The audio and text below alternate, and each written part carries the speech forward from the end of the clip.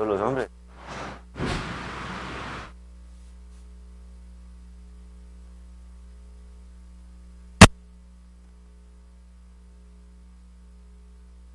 De la corriente.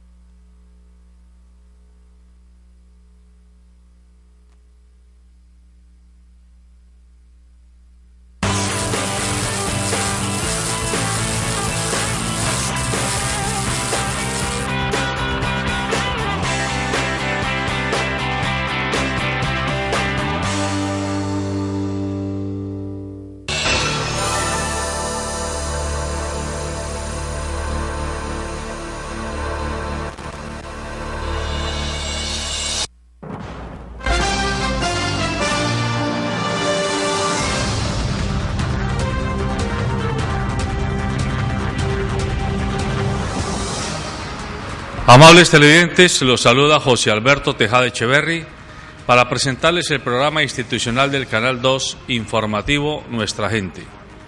Hoy estoy acompañado en el estudio del abogado José Ríos, quien es consultor empresarial y consultor en Derecho Civil y Administrativo de Gestión Pública, y por Gabriela Maldonado, estudiante de último año de Derecho en la ciudad de Cali y quien participa en la mesa de Derecho del Grupo Multisectorial Gremio de Empresarios Vallecaucanos, que nos acompaña en este informativo. A los dos los saludo y les agradezco estar aquí. Muchas gracias por la invitación. Aquí estamos dispuestos para tratar de resolver las inquietudes o asuntos que se puedan presentar, mi doctor. Muy buenos días, igualmente a cualquier inquietud. Muy bien. Hoy vamos a tratar de dedicarnos a hablar, o mejor, a intentar explicarle con base en algunos ejemplos a nuestros televidentes e internautas lo que podemos hacer con los mecanismos de participación constitucional que tenemos a la mano, y específicamente en lo que se refiere a la acción de tutela, a los derechos de petición y a las acciones populares. Porque encontramos, a pedido de nuestros televidentes, que hay muchos vacíos en cuanto a cómo resolver el afán de mucha gente porque sus casos sean atendidos, pero casi siempre la gente se queda por ignorancia, por falta de información, engatillada, porque cree que siempre se requiere el abogado, que es un proceso muy complicado, que la situación es costosa, que esto es solo para gente que tiene poder, que tiene información, y cuando nos ponemos a examinar en detalle lo que se plantea específicamente con la acción de tutela en particular, que es quizás el mecanismo de participación o de reivindicación de los derechos constitucionales de los ciudadanos colombianos más revolucionario y también más usado por la comunidad, pues encontramos que no se requiere abogado, que es una fórmula simple de presentar casi que un escrito donde usted narre lo que está buscando que se le atienda, que se le cuide por parte del Estado a través de los jueces, y casi nunca lo hacemos directamente, sino que nos vamos a buscar abogados para que nos resuelvan el problema. Entonces, aquí estoy en medio de abogados, pero a ellos les voy a pedir que sean muy claros. Vamos a coger el último ejemplo, un ejemplo que ha sido politizado y políticamente manifiesto, y es lo que ha significado más de 1000 tutelas que se han presentado en Bogotá a propósito de la destitución del alcalde Gustavo Petro. Entonces, hay muchas preguntas. La gente nos dice, pero ¿y la tutela luego no era para asuntos individuales? ¿No era cuando de pronto estaba en peligro mi vida, o en peligro mis bienes patrimoniales, o en peligro mi honra, mi buen nombre, o mi derecho a acceder a la salud, por ejemplo? Y ahora, ¿por qué la tutela se usa para defender un alcalde si eso es una cosa como política? Entonces, lo mejor es que sean los abogados los que nos expliquen por qué se puede usar o por qué no se puede usar este mecanismo de reivindicación en un caso como ese específicamente. Comienzo con usted, doctor Ríos. Ok, muchas gracias. Yo creo que por excelencia hay una cosa que todos debemos saber, abogados, no abogados, el ciudadano de la calle o llamamos el ciudadano a pie, y es que la acción de tutela es el mecanismo, no uno de los más importantes, sino el más importante que la Constitución Política del año 91 creó.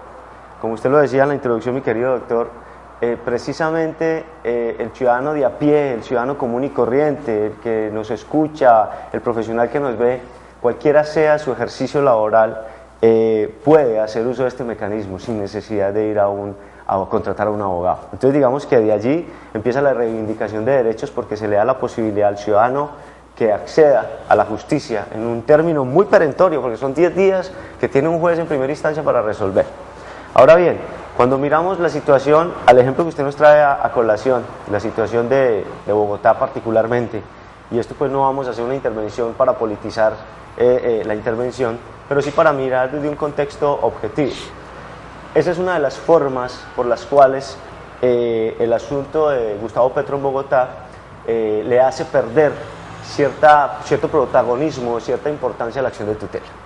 Digamos que efectivamente la acción de tutela busca proteger derechos individuales, derechos fundamentales individuales, pero cuando se toma la acción de tutela por un grupo de personas, que no son 1, 2, 3 o 20 o 30, sino cientos de personas, buscando que hayan pronunciamientos específicos a los intereses que ese grupo, en este caso político, persigue, pues vienen las dificultades para que las personas entendamos el verdadero sentido de la tutela. La tutela ha sido creada precisamente para proteger esos derechos individuales fundamentales, específicamente la salud, derecho a la vida cuando guarda esa relación directa con la salud, incluso el derecho de petición también se protege a través de la acción de tutela.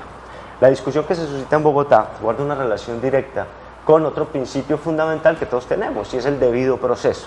Estamos de acuerdo con el debido proceso, pero cuando yo discuto el debido proceso, buscando que me den la razón en alguno de los 800 dardos que le estoy lanzando a un juez de la República, cualquiera de ellos me va a dar la razón. Luego entonces el sentido de protección de derechos fundamentales se va a perder, y además se deja en entredicho también un principio básico que rige el sistema jurídico en cualquier país, y es el de la seguridad jurídica. Cuando la tutela se utiliza por ese grupo tan numeroso de personas, se pierde en su esencia el principio de la seguridad jurídica, porque cualquier juez pudiera interpretar la situación de una manera específica y le concedería el derecho, así la mayoría de acciones de tutela no logre salir avante en el pedido que ellos están buscando. A ver, Gabriela, usted que es joven, una mujer joven, un estudiante que está trabajando duro por su formación, hoy, ¿cómo lee, con la formación ya jurídica que usted posee, cómo lee el que ese mecanismo constitucional que se llama acción de tutela esté siendo utilizado por un número numeroso de personas, en este caso en Bogotá, para defender el derecho que se presume tiene el alcalde de Bogotá a mantener en su cargo y o a no ser destituido? Desde el punto de vista de lo que dice el doctor Ríos, porque él supone que esto lo que está implicando es una politización, entre comillas, de la acción de tutela. Pues, en realidad, desde lo que yo he aprendido, desde mi formación, pues en la universidad y el entorno en general en el que yo he estado, más que politizar la situación con el alcalde y pues respetarle la posición del doctor, es de que si no hay otra herramienta, ¿cuál otra herramienta puede utilizar? Sean muchas personas o sean pocas personas, pues uno tiene que utilizar lo que a uno le han dado, y en este momento tenemos la fortuna de tener la acción de tutela. Independiente de la posición política, independiente del color político, a mí me parece que fue una muy buena estrategia. Pero usted está introduciendo un tema muy interesante. Ella está planteando, si no hay más recursos, entonces yo le pregunto a usted, doctor Ríos, y esto es siempre, atención a amable televidente, estamos tratando de que nos quede claridad a todos aquí. Olvidémonos de si estamos o no de acuerdo con lo que ha pasado con el alcalde Petro. Este no es el tema del programa. El tema del programa es el uso de la acción de tutela. Pero tomamos este caso emblemático porque es el caso de bulto que ha llamado la atención y que ha puesto en la mira a la acción de tutela. Dice Gabriela, pero es que el alcalde no tenía otro recurso. ¿Había otro recurso, doctor? Para ese caso, yo creo que todas las posibilidades el alcalde Petro con su equipo de trabajo y asesores los había agotado. Y digamos que ese es uno de los requisitos fundamentales de la acción de tutela. La acción de tutela es un mecanismo residual, es decir, ya no hay ninguna otra posibilidad, entonces yo acudo a la acción de tutela como un mecanismo residual.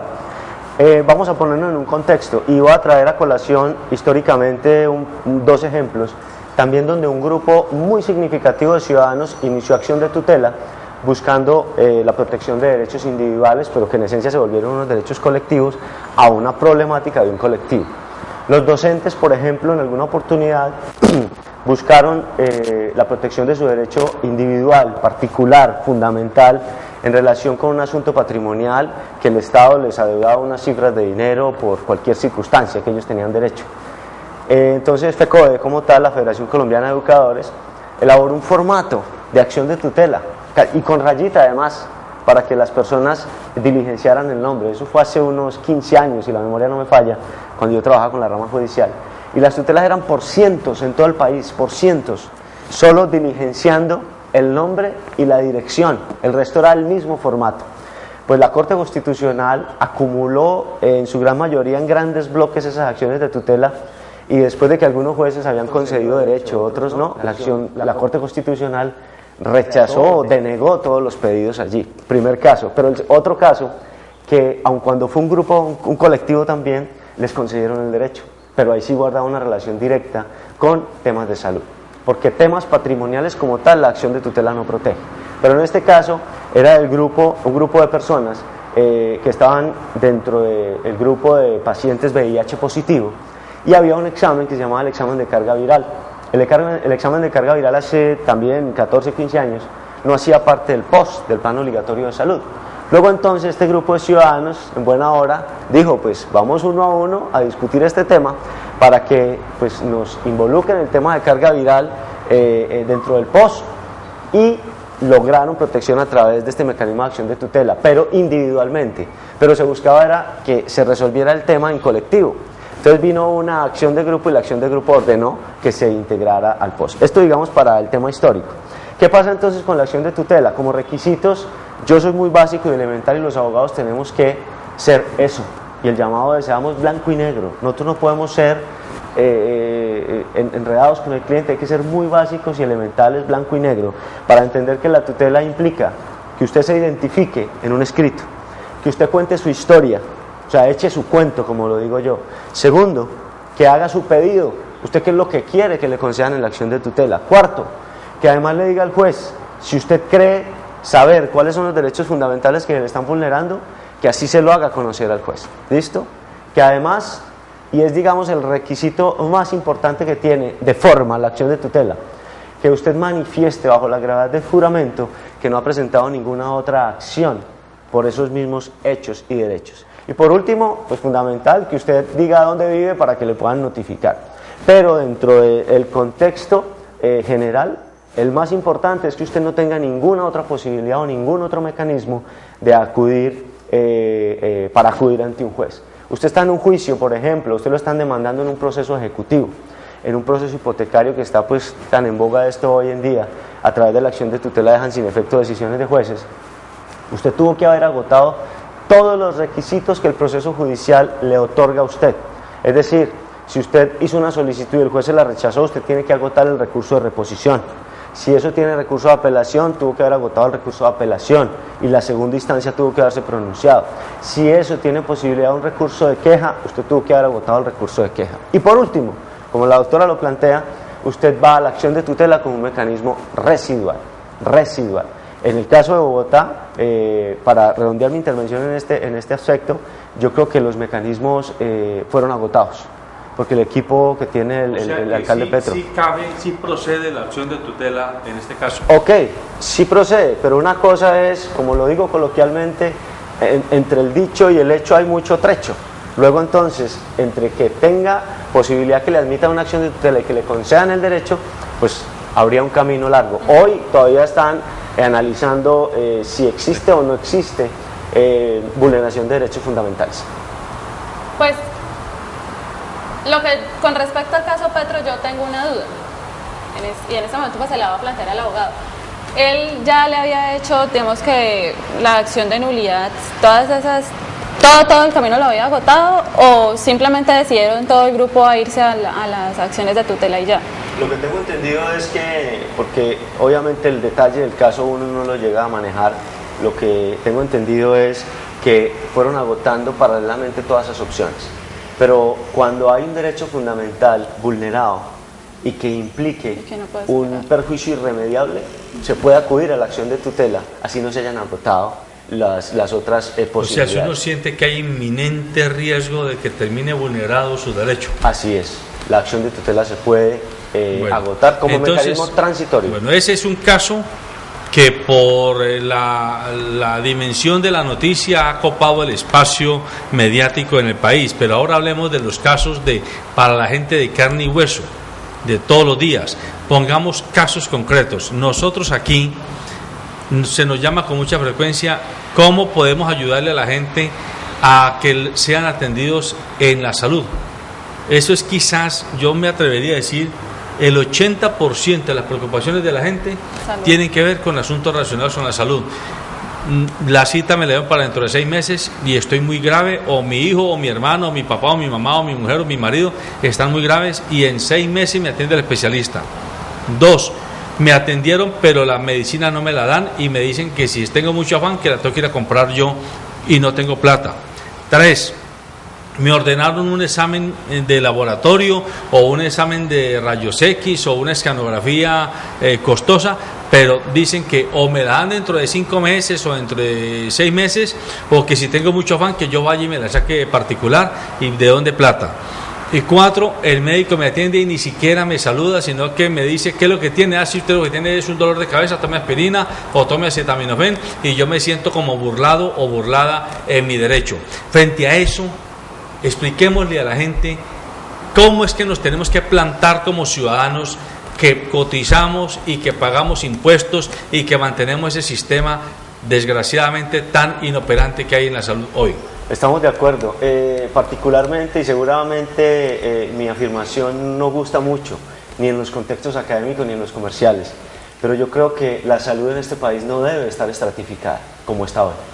Yo no entiendo por qué algunas entidades promotoras de servicios de salud le dicen al cliente: usted quiere un mejor servicio, pague un poquito más. No, no debe ser así. Mira, el tema es simple. Cuando usted le niegue la posibilidad de acceder al sistema de salud en la dignidad que usted tiene como ser humano, a usted le están vulnerando un derecho y usted puede reclamar la protección de ese derecho. ¿Cómo lo hace? A usted le negaron el examen, primera variable. A usted le entregaron una cita médica para un tiempo que no es prudente que lo atienda un médico a los 2 meses cuando usted tiene una dolencia o tiene algún diagnóstico, por ejemplo, de un cáncer, para un examen médico de seguimiento a los 2 o 3 meses. En 2 o 3 meses sabemos nosotros, los que nos toca estudiar temas de salud y los médicos que nos están viendo y escuchando, en 2 meses el desarrollo de una patología de este tipo es sumamente compleja. Luego en 2 meses una persona puede perder su vida en 2 o 3 meses. Tercera variable, a usted le niegan el medicamento porque el argumento es no está dentro del plan obligatorio de salud, o a usted simplemente no le dan la cita. Bajo todas esas perspectivas, señor televidente, usted llénese de motivos, pero llenarse de motivos es: piense usted cómo le va a sustentar a un juez en una acción de tutela que le negaron el examen, que le dieron la cita para los 2 meses, que no le dieron el medicamento o que ni siquiera le dieron la cita. ¿Cómo lo va a hacer? Usted tiene que probarle eso al juez, porque el juez es un tercero imparcial que va a definir o no si a usted le vulneraron un derecho. Entonces, cuando a usted le nieguen, cuando no le den, cuando le digan que no está o cuando ni siquiera le dan la cita, pida la constancia de que no le dieron esa cita o ese medicamento. Al funcionario que esté en taquilla, que le diga: mire, su cita es para 2 meses. Bueno, a usted si le dan la cita para 2 meses, usted tiene el soporte. Ya tenemos el elemento para ir donde el juez. Que no dieron la cita, que usted por favor, llénese de motivos, pero no se llene de soberbia frente a ese empleado, porque ese empleado no tiene la culpa. Diga al empleado: señor, por favor me da la constancia de que mi cita no me va a ser asignada. Yo le aseguro 2 cosas. Primero, o que le dan la cita inmediatamente para los 2 meses, claro, o que le dan la constancia, pero lo más probable es que le dan la cita. Entonces, lo importante es tener el soporte documental. Si no se lo dan, pida el nombre con apellido, apunte la hora, el día, y ese elemento es muy importante para ir donde el juez. respecto del tema, estos días un ejemplo en la casa. Mi mamá estaba muy enferma y se fue para la EPS, pues a que le dieran una cita, si era posible, pues de emergencia. Y no le dieron la cita de emergencia. Entonces pidió la cita, le salió para, pues, como para 15 días después. Y estaba con el doctor y el doctor le estaba hablando, le decía, no, lo que usted tiene es esto. Y ella, no, pero es que es esto. No, pero es que a mí ya me dijeron que es esto. Y peleó, o sea, llegó al punto de tener que pelear con el doctor para que el doctor siquiera la mirara. Salió fúrica del consultorio del doctor, finalmente no arregló nada, le dieron una fórmula que no le gustó porque le dieron una fórmula para algo que ella no tenía. Llegó a la casa pues muy enojada y entonces pues yo le dije, pues, ¿y qué vas a hacer? Ay no, qué pereza, yo voy a ir a donde un particular. ¿Cómo así? Nosotros tenemos una EPS por algo, para que nos ayude, ¿para qué la pagamos entonces? No, qué pereza, eso luego toca ponerse con una tutela y eso se demora mucho. Y, ¿cómo así? Entonces, casa, herrero, cuchillo de palo, o sea, usted sabe lo que puede hacer, ¿por qué no lo hace? Entonces la mayoría de la gente, y incluyo a mi mamá dentro de esas, es que pues no saben que entonces la acción de tutela tienen 10 días para resolverla. Y si no, entonces no le entran dentro de los 10 días, usted puede impugnar esa acción de tutela y puede que entonces en el siguiente tiempo pues le salga a favor, pero pues están las herramientas y uno simplemente no las utiliza. O sea, Gabriel está introduciendo otra arista y es que pareciera que el sistema de oferta de atención en salud está diseñado para agotar al paciente, para cansarlo, para desestimular en él la defensa de sus derechos, por lo que dice con razón ella y que mucha gente dice, es que ir a perder tiempo, ir a hacer fila, ir a pelear, no, pues mejor me voy pago y nadie hace cuenta de que ya pagó 100 y pico mensuales, si eso es el salario mínimo en su salud, y después le toca irse a pagar en una sola cita particular otros 100.000 pesos. Así es. Mire, yo les quiero contar por testimonio mi experiencia. Yo hace 4 años fundé mi firma de consultoría y lo digo con toda tranquilidad. Eso hay que ser blanco y negro. O sea, uno en la vida tiene que funcionar en eso, en blanco y negro. Yo no tengo medicina prepagada. Mi tema es EPS. Y mi tema es EPS. Si mis hijos tienen una dolencia, vamos de la EPS. Y si la EPS se demora, excúsenme, es demora. Tal vez no capacidad de pago, lo digo modestamente. Inmediatamente les inicio acción de tutela. El tema para mí es muy claro. La salud en este país no debe estar estratificada como es. Lo que la doctora Gabriela plantea es cierto, pero ahí es donde tenemos que romper los paradigmas. Los paradigmas de que es que la lentitud, que es que la justicia se demora para llegar, cojea, pero llega. No, bajémonos de ese bus porque la cosa no es así. Como ciudadanos nosotros tenemos unos derechos. Señores, llevamos 23 años de una constitución política, desde el año 91 que se constituyó o se edificó la constituyente y ese julio sale esa gran constitución con una de las garantías más importantes que es la acción de tutela. Utilicémosla.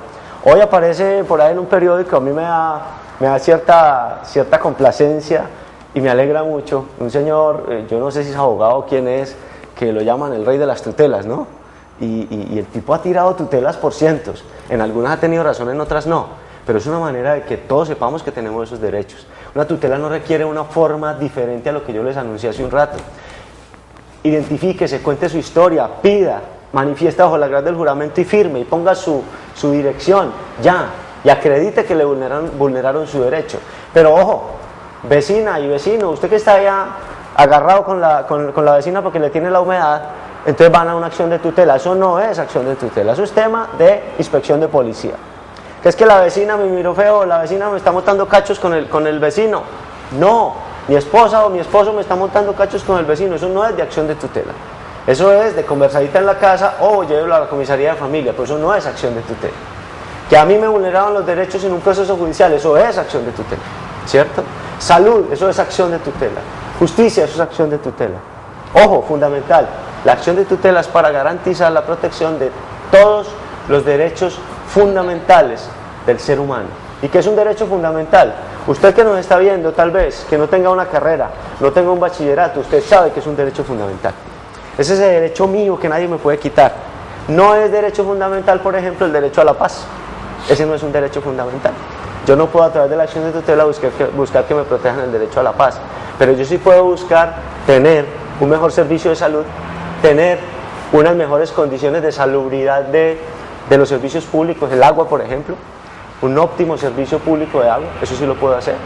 Hoy grandes comunidades en los sectores rurales a través de acción de tutela están logrando que llegue agua potable a sus casas. Bueno, y ahí entonces entremos a explicarle a nuestros televidentes la diferencia entre una acción de tutela y una acción popular cuando se trata de casos como el de comunidades organizadas que presentan una solicitud ante un juez para que les pongan agua potable o les abran una carretera porque sus alimentos se están dañando, porque no pueden salir a los mercados finales.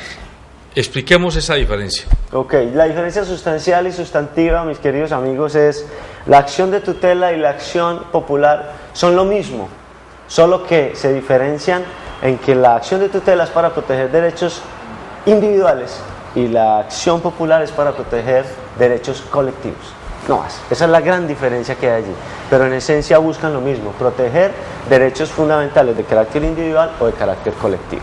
Para, de pronto, a lo que le enseñan a uno en primer año de Derecho, en Derechos Humanos, hasta el artículo 86 de la Constitución Política de Colombia va la acción de tutela, y hasta el 104, probablemente. Creo que el 104 van los derechos colectivos.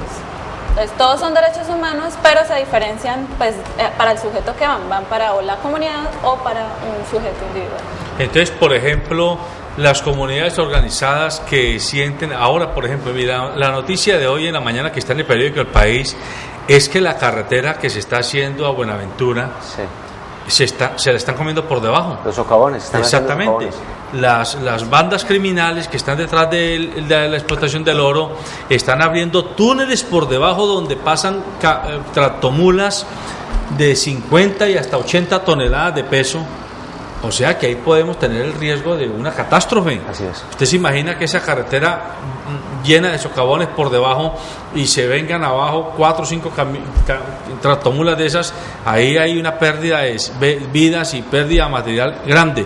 Las comunidades de Buenaventura o de Cali organizadas o de Dagua organizadas pueden presentar una acción popular frente a los jueces con respecto a este caso. Así es, doctor. Tengo entendido además que ya hay una acción popular que dio unas órdenes específicas para evacuar o evitar el daño ambiental que está ocurriendo en ese sector sector de Bendiciones, donde hubo esa catástrofe hace un par de años, 7 años u 8 años, esa gran catástrofe. Y hay una acción popular que ordenó a la Alcaldía Municipal de Buenaventura tomar correctivos y a las autoridades ambientales tomar los correctivos necesarios. Obviamente es un tema que muchas veces a las autoridades se les puede salir de las manos, así haya una orden judicial, porque son unos asuntos de por medio, puede ser medio mafia, lo que hay allí, manejando la extracción de oro de manera irregular y necesariamente las personas buscando satisfacer una necesidad, como le llamo yo, de la papa y el arroz, y pues son una contradicción de derechos, ¿no? O una dificultad que se presenta cuando de aplicar la ley se trata, porque hay unos derechos individuales y unos derechos colectivos. Obviamente hay unos principios generales que rigen el derecho y es que el derecho colectivo prima sobre el derecho individual, pero cuando ese derecho individual es un derecho tan fundamentalísimo, excúsenme el término, tal vez no sea muy técnico ni aceptado por la Real Academia de la Lengua, pero lo que quiero significar es que es un derecho tan importante que muchas veces el derecho colectivo empieza a reñir con ese individual y se vienen estas dificultades, pero por supuesto que las comunidades organizadas son las que han o pueden iniciar esas acciones populares tendientes a proteger derechos colectivos. Pero mi doctor, incluso le voy a contar una experiencia. Yo soy doctor popular y uno no tiene... Permítame, ahora me cuenta la experiencia porque tengo un televidente en la línea. ¿Quién nos llama, por favor? Muy buenos días, habla Dioselina Salcedo. Sí, señora, díganos. Lo que pasa es, y cuando uno no sabe de una tutela, entonces uno a dónde se dirige. Por ejemplo, a mí me ha tocado que pedirlas por teléfono y a uno por teléfono qué soporte le van a dar. Si uno va a la empresa y dice, no, eso lo tenés que hacer por teléfono. Vaya a tu casa y marca y ahí te doy el número. Uno marca y entonces uno qué soporte le dan por teléfono, a uno no le dan nada. Pero si uno va a la cita médica, a uno sí lo ponen a esperar media hora, que porque uno tiene que marcar, por decir algo, a las 8 de la mañana me toca mi cita. Me toca que estarme hasta las 8:45 o 9 de la noche o de la mañana esperando la cita. Y entonces, total, que a uno quién le responde por eso, o qué debe uno hacer en ese sentido. Cuando uno la pide por teléfono y a uno no me la dan sino para los 2 meses.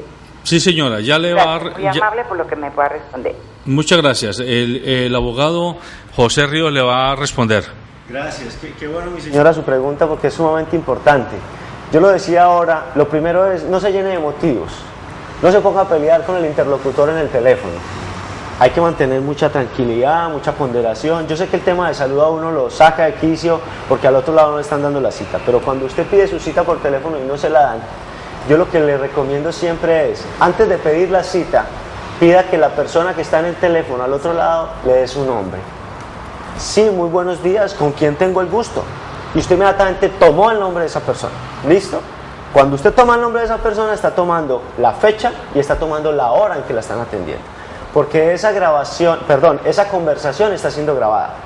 Luego entonces, usted afirma eso frente al juez y el juez, bajo un principio básico y es principio de buena fe, ¿cierto? Le va a creer a usted lo que está afirmando y luego viene a confrontar con la entidad si realmente eso ocurrió o no ocurrió. La entidad, si va a decir que eso no ocurrió, tiene que entregar las pruebas pertinentes. Pero la recomendación es, pida que la otra persona se identifique. Hay veces eso no les gusta a los interlocutores en el teléfono, pero ustedes no se me llenen de motivos, no se me pongan soberbios, no se enojen con el interlocutor. El interlocutor no es la entidad de salud, no es la promotora de salud ni es la prestadora de servicios de salud. El interlocutor es un trabajador como usted y yo. Entonces no se enoje con él. Venga, doctor, pero yo ahí le voy a meter un poquitico de base al tema. Okay. Es cierto que el interlocutor no es la EPS o la IPS, pero a veces son tan impotables que parecen que fueran dueños de las EPS y dueños de los intereses económicos que ocultamente se defienden, porque uno se encuentra con unas personas, no solo en el teléfono, sino en ventanilla, ¿sí? E inclusive enfermeras y médicos que, y hay que decirlo, que tienen tal grado de indolencia que pareciera que estuvieran trabajando en una venta de polvorines y no atendiendo a seres humanos. Ok, estamos de acuerdo, pero cuando una persona es impotable, ¿sabe qué recomiendo yo? Echémosle 2 goticas de cloro o 2 goticas de hipoclorito, que es la cosa esta que utilizamos para la ropa, para potabilizarla. ¿Y cómo se potabiliza eso? Yo no entrando en discusión ni en disputa con ellos, porque yo tengo que ser mucho más inteligente que la persona que está al otro lado. Por supuesto que conozco eso con sumo detalle, porque he estado muy vinculado al sistema de salud y lo conozco con sumo detalle.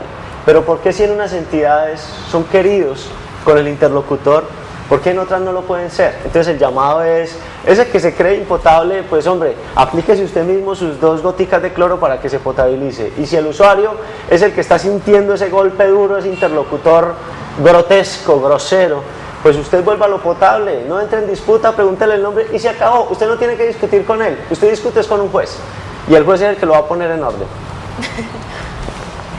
También, de respecto a ese tema, y pues vuelvo con el ejemplo de mi mamá. Ella llegó muy enojada a la casa que porque el doctor que me trató, que me dijo, que ni siquiera me miraba. Pues es que para pelear se necesitan 2.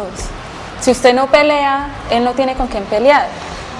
Usted tiene que encargarse de que le cumplan sus derechos, usted no tiene que ser grosero para eso. Y digamos que simplemente no quiso, se negó, lo que sea que haya pasado, pues exactamente, usted se encarga de recoger lo que necesita para después decir, vea, es que fue él fue el que no me quiso atender, él fue el que me atendió mal, él fue el que no me miró, lo que sea que haya pasado. Pero pues estoy muy de acuerdo con el doctor, o sea... Y una cosa, mi doctor, hay que tener en cuenta que esto es de doble vía, ¿no? De doble vía es el sistema de salud tal vez inoperante, que puede ser no un problema con conocimiento de causa de la misma entidad promotora de salud, sino del sistema como tal, es un tema estructural. Entonces, ¿qué es que la EPS? ¿Qué es que la IPS? Es un tema estructural que en otro programa seguramente le analizamos el tema. Pero a lo que conviene el día de hoy, esto es de doble vía. Hay usuarios que creen ser los médicos, amigos. Yo no soy el médico es el otro. Ya cuando yo percibo que realmente no hay una conversación de doble vía, yo sí tengo que entrar a interactuar como paciente.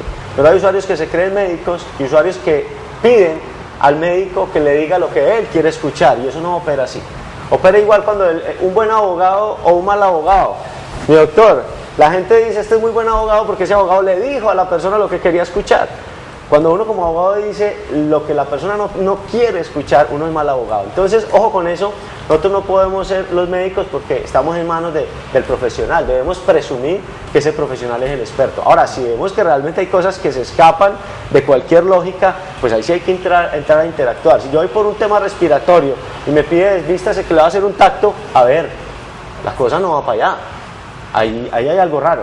¿Sí me hago entender, mis queridas damas? Entonces, es de doble vía. Perfecto. Entremos ahora, abramos otra ventana. Los derechos de tutela, los derechos de acción popular, los derechos de petición. Temas concretos de ciudad. Vamos a poner dos. Uno, Cali tiene un problema, bueno, como todas las ciudades del país, pero Cali en particular, tiene un problema de inseguridad barrial muy grande. Especialmente, ya no solo por la delincuencia en los semáforos. Ayer salía una noticia de que se están en las redes sociales promoviendo el que en los semáforos todos los carros nos juntemos para evitar que las motos pasen por las mitades y atraquen con más facilidad al conductor y al pasajero cuando están en el semáforo. Pero la violencia barrial, esa que se vive en Agua Blanca, que se vive en zonas de ladera, que se vive en Siloé, donde yo voy como padre de familia o madre de familia o abuelo o abuela con mis niños o mi familia y no puedo pasar de una calle a otra, de una manzana a otra. Ese caso, ese enseñoreamiento de los señores de la guerra y de las pandillas es susceptible de una acción popular, de un derecho de petición, de una acción de tutela. Pregunta 1. Pregunta 2. Ayer, en un medio de comunicación, caliescribe.com, está clara la foto donde hay una grúa de las que toma el tránsito municipal y la grúa lleva motos y lleva un carro dentro, sobre ella, pero no contenta con que lleva motos y carro, lleva amarrado otro carro. Como quien dice, están haciendo, pero es un hipernegocio, porque a cada motociclista le cobran por la grúa, curso individual, camino individual, le meten varias motos, pero además ya le meten es un carro adicional, y fuera de que no quedan contentos, amarran otro carro. Eso, la gente se siente agredida, porque el tránsito que dice estar velando porque tengamos disciplina vial, no pareciera que le importe mucho ni la seguridad vial ni la disciplina vial, sino cómo cobrarnos por todo, las multas, y nos apresionan por todo sentido. Ese ciudadano que ve eso, cualquiera puede irse a quejar a través de un derecho de estos o no. Frente al primer asunto, yo creo que los temas de seguridad son temas muy complejos desde siempre. Lo que se vive en la ciudad hoy no es un tema nuevo, no es un tema nuevo ni en la ciudad ni en el país. Yo, con conocimiento de causa también, lo que llamamos en el proceso de formación académico la evidencia empírica, es mi propio sentimiento y mi propia vivencia. Los temas de microtráfico, los temas de límites o barreras invisibles, eso ha existido desde hace N años, desde que conozco yo la situación de violencia del país, tanto en mi ciudad. Yo soy originario de la ciudad de Medellín, 8 años en la ciudad de Cali ya, quiero esta ciudad tal vez más que cualquier caleño. Entonces, cuando uno observa eso, pues el tema de seguridad se convierte en una prioridad para las administraciones municipales.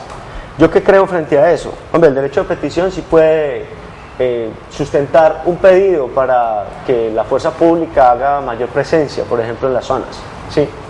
El derecho de petición, si no se atiende, pues desencadenaría en una acción de tutela si no se atiende ese derecho de petición. Y atender un derecho de petición en mi solicitud formal implica una respuesta formal y profunda, de fondo, a lo que yo estoy requiriendo y solicitando. Pero también es cierto que el Estado, dentro de su incapacidad, dentro de su estructura, no le es posible tener un policía para cada ciudadano, para cada habitante. Yo creo que el tema de cuadrantes hoy ha servido un poco, pero pues eso será tema de otro programa. Es muy complejo pensarlo. No conozco casos en acciones de tutela que se haya ordenado ponerle seguridad específica a un sector, no los conozco.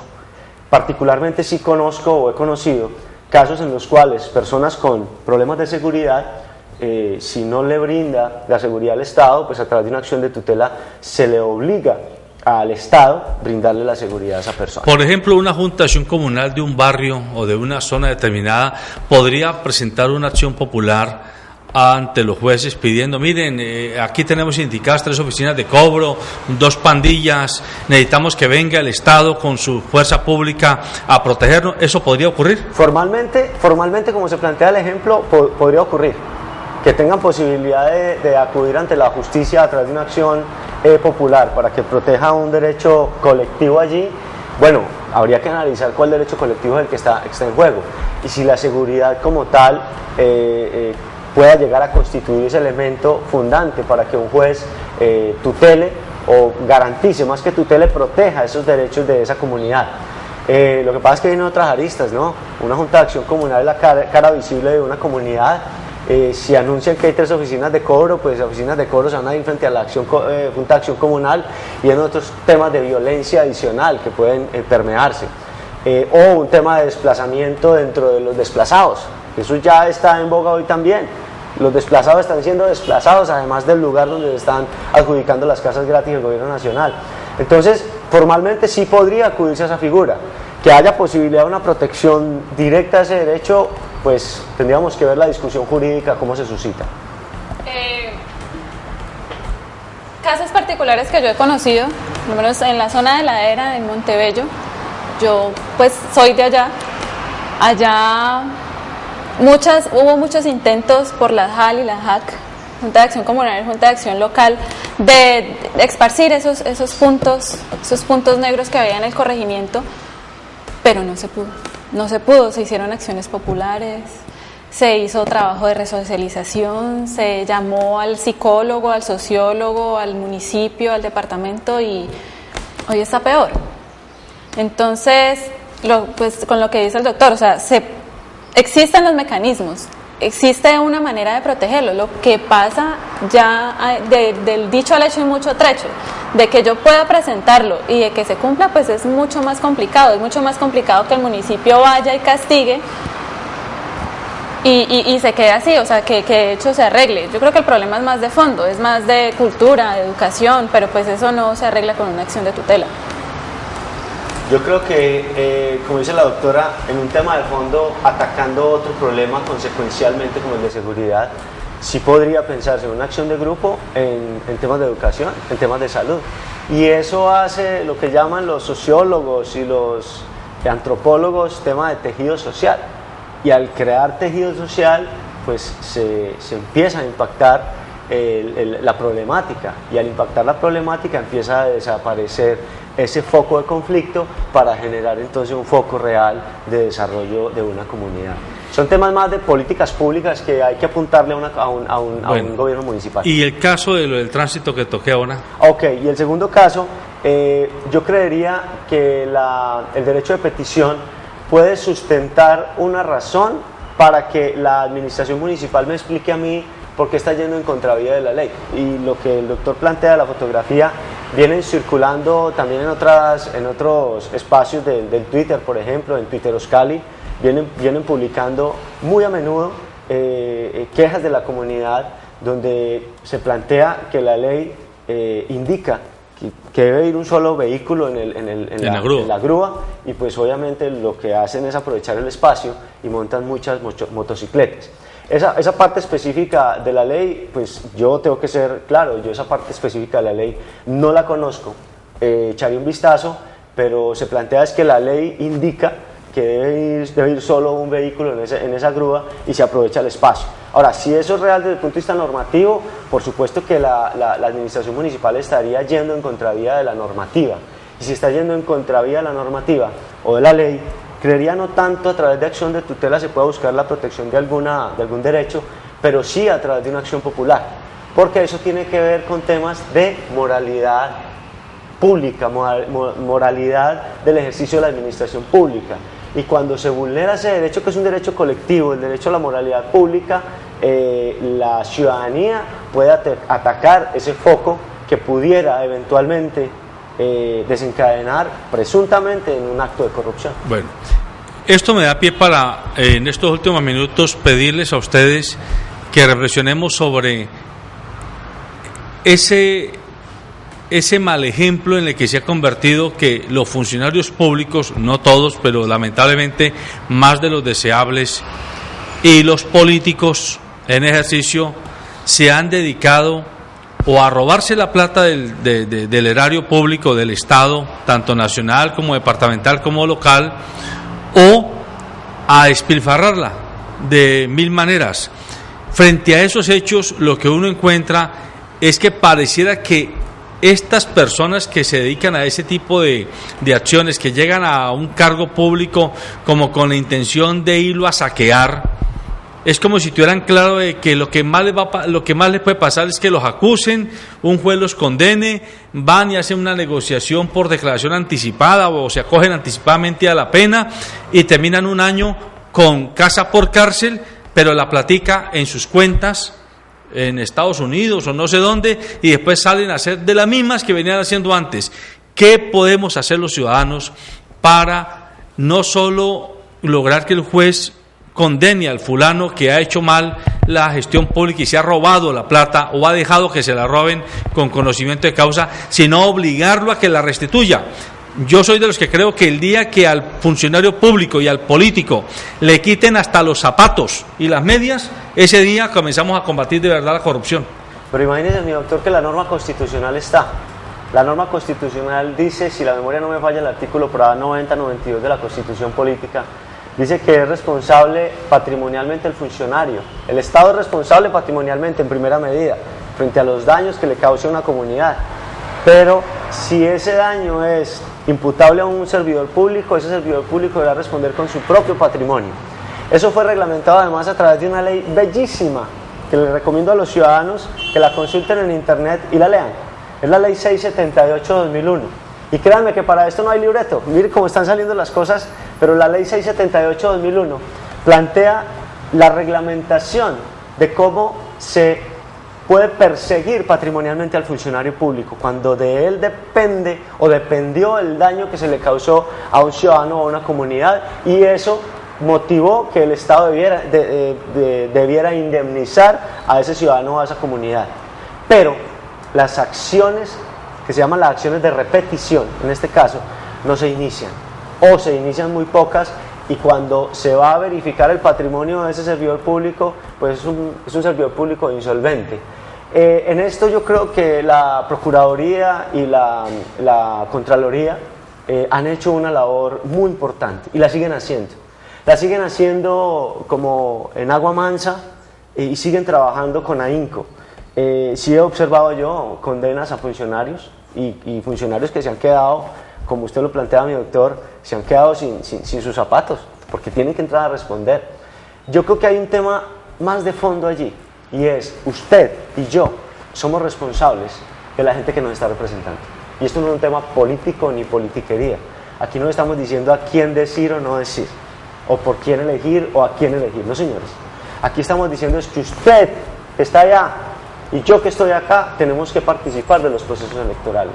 Pero la gente muy tranquilamente, muy folclórica. Claro, muy folclóricamente, como si fuera un pasillo, se dedican a criticar el día de mañana cuando el funcionario corrupto se roba o saquea las arcas del Estado, pero yo no tengo autoridad moral para hablar. ¿Por qué? Primero, porque no participé del proceso electoral. No hay que participar. Niveles de abstención en este país del 68 y 70%.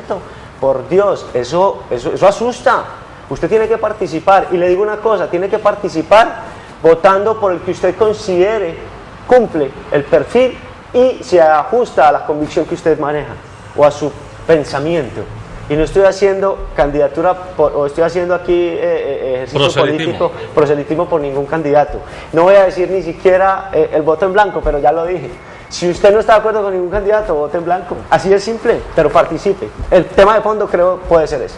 El año pasado en la mesa tuvimos como invitado al Contralor de acá y él nos contaba pues desde su labor, después de todo lo que tiene que hacer el Contralor, pero entre esas nos contaba que iban a empezar la investigación apenas el año pasado, como en octubre o noviembre, iban a empezar la investigación con respecto a los Juegos Mundiales que se celebraron aquí en la ciudad.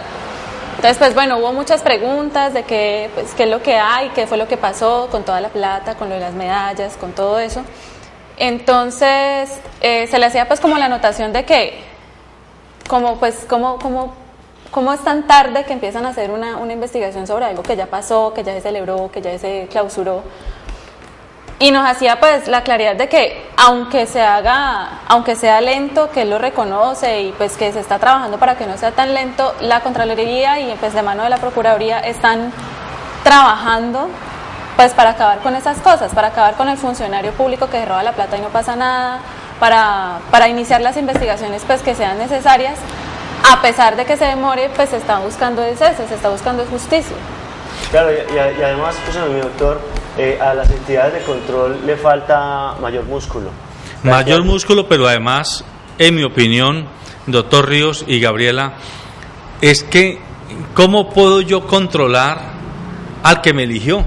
Es que el fenómeno, el diseño institucional está enfermo desde la base, pero es que el contralor, el personero, el procurador, el defensor del pueblo, todos son elegidos por camadas legislativas o en los consejos municipales o en las asambleas departamentales o en el Congreso de la República, y sucede que son elegidos para que esos elegidos, que no están elegidos, controlen a los electores. Entonces ahí se pierde la independencia, se pierde la autonomía del fuero de cada funcionario para meterle el diente a esculcar y a mirar dónde están los problemas, porque como claro, yo para hacerme elegir tengo que venir a hacer acuerdos con usted concejal, usted diputado, usted congresista, venga, deme el voto que yo voy a tal, y entonces ahí está mal la cosa. Sí, podría uno llegar a pensar que el tema amerite una reforma constitucional, por ejemplo, y que estos cargos tan sensibles sean elegidos popularmente. Así debe ser. Pero entonces uno anuncia esto en un contexto académico y la gente, este hombre se enloqueció, ¿qué tipo de abogado es? En Estados Unidos los jueces, los magistrados son elegidos popularmente. Claro. ¿Cierto? Y si uno ve la labor de ellos, además, no solo implica elección popular, sino que implica cierta idoneidad que muchas veces la da, pues la edad también, ¿no? Pero no podemos pensar en que se sigan estas corruptelas en el país porque se va a seguir desangrando, pero nosotros tenemos mucha responsabilidad en esto. Y estoy de acuerdo con usted, y con esto terminamos el programa porque ya el tiempo se nos está marcando. Es tener en cuenta, amables televidentes, lo que dice el doctor Ríos. Nosotros somos los primeros responsables de lo que pasa o deja de suceder, porque con nuestra indiferencia o nuestra irresponsabilidad frente a los actos electorales como el que viene el 9 de marzo, si mañana terminamos en manos de unos congresistas incompetentes y o corruptos en una gran proporción, pues nosotros mismos los hemos elegido o hemos dejado que los elijan por nuestra indiferencia. Hay que actuar, hay que participar. Y es cierto, nosotros, miren, lo que está pasando en el país, todos estos escándalos que todos los días nos levantan, nos despiertan, que ya ayer se descubrió que al propio presidente de la República lo chuzan, le chuzan sus correos electrónicos, le hackean su información. Hombre, cuando eso pasa es porque no hay ninguna posibilidad de control, es decir, estamos en manos de mafias dentro del Estado y mafias fuera del Estado, mafias corporativas, mafias de grupos de poder, sean ellos empresariales, sean ellos políticos, sean ellos religiosos, sean ellos de mafias de grupos criminales, delincuenciales, pero son grupos que demuestran tener tanto poder que pasan por encima de la ley y que pasan por encima del destino común al que todos tenemos derecho.